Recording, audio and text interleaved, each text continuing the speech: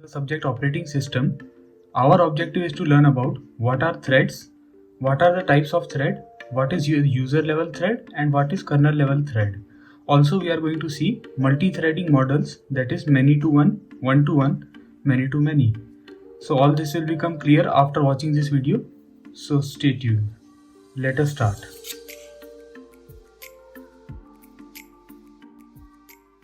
The first one is, what are threads?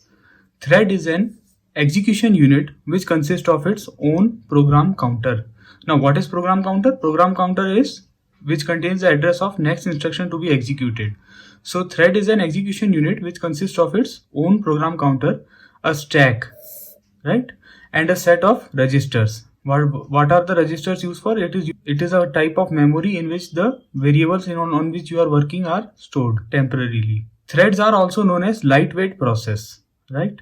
Threads are also known as lightweight process. Threads are a popular way to improve application through parallelism, right? Multiple threads are executed at once, and hence you are having the property of parallelism in threads. CPU switches back and forth among the threads, giving an illusion that the threads are running in parallel, right? So what is happening here is CPU is switching back and forth among the threads. Right, it is selecting one thread, then it is executing, then again it is selecting another thread, then it is executing, and it is doing it so fast that you are getting an illusion that the threads are running in parallel.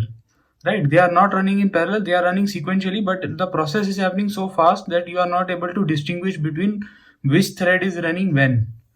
Since each thread has its own independent resource for process execution, multiple processes can be executed parallelly by increasing number of threads. Right. So each process has this child thread, so it will start executing its own threads, and this happens, multiple threads are executing in different cores of the processor, so you get an illusion that multiple processes are executing at once. Types of thread, there are two types of thread. This is important, there are two types of thread, user thread and kernel thread, right? So let us see what is user thread and what is kernel thread. Now coming to user threads. User threads are above the kernel and without kernel support, right? They are on their own, they are without the kernel support. These are the threads that application programmer uses in their programs. The kernel thread is supported within the kernel of the operating system itself, and it is present in all modern operating systems support kernel level threads, allowing the kernel to perform multiple simultaneous tasks and or to service multiple kernel system calls simultaneously. Right, the term system call is important, right? Multi-threading models. Now what is this multi-threading models? Since multiple threads are being used, so we have multi-threading models. The user threads must be mapped to kernel threads by one of the following strategies: many to one model, one to one model, many to many model. Many to one model. Now what is many and what is one?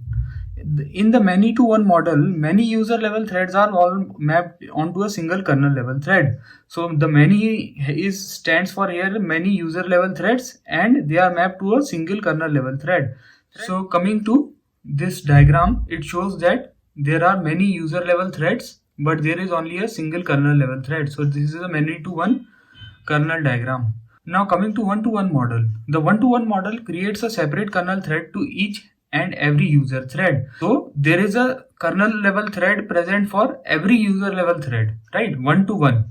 One user level thread, one kernel level thread, one user level thread, one kernel level thread, right? In this way. Most implementation of this model place a limit on how many threads can be created.